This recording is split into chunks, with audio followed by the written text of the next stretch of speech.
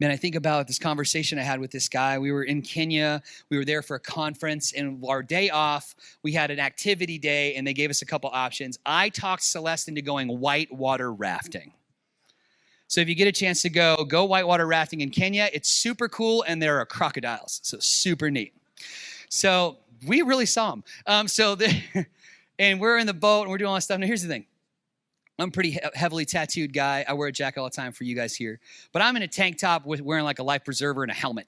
And I'm on this thing, and we're going down the river. And we have several boats full of pastors. But we're from all around the world. We're all different skin tones and different languages and cultures. But I'm like throwing one of my GoPros to another boat for them to use. Like, hey, get some footage. And like throwing it to another boat. And our guide, he's Kenyan. He's like, what are you doing? Like, what do you mean? He's like, do you know those people? I go, yeah. Yeah, we're all pastors. He goes, wait, you're a pastor? I go, yeah, I pastor a church in Alexandria. He goes, no, but not their pastors. Like, they all look pastoral. I don't know how you do that on a boat, but they look pastoral. Apparently, I did not. I was probably the Peter of the group. They're like, this guy's got to go. So I'm saying, and he's like, well, you're definitely not a pastor, like kind of framing me up. I was like, well, it's like slightly offended.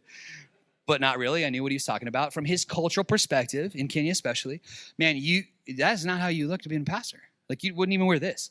Like, you need to be suited and booted and rocking, and man, you need to have a thing. And, it's like a deal. It's cultural. And I said, well, are you a church person? Do you follow Jesus? He goes, well, I go sometimes. And I'm on the river a lot. And I'm like, yeah, you on the river? Yeah. And he's like, well, I'll go. I was like, well, what do you wear to church? And he's like, man, I wear my best clothes. I wear a suit and this stuff. And I said, man, do you think a holy God who created all this beautiful nature is impressed by your suit?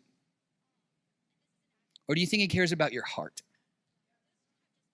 And what do you think it is that makes you righteous before God? Is it the dealings of your heart and inviting Christ to work in your life? Or do you think it's how you dress on the outside and how you impress people at church? What do you think? Man, he didn't know what to say. Simultaneously, we're dodging big rocks so we don't get eaten by alligators. This is a very good idea. Good time to have a conversation. By the end of our trip, because we had some more of that talk and friends around the boat. I mean, we're all bored. We're throwing in 2 cents, whatever. And he starts to get like, hey, man, there is a place, of course, you want to dress your best for God. You want to do all these things, man, go for it. There's nothing wrong with that. That's great. You want to show respect. That's great. That's awesome. But the point is, you're not impressing God by your outward-facing activities. He doesn't care what color hair you have or if you have a piercing through your head or whatever you got going.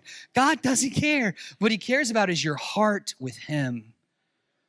God didn't care about Alexi's 2-foot mohawk. He cared about Alexi's heart. And he cared about our driver, our guide, his heart. And this is something for us to share. And we had a real connection on the river.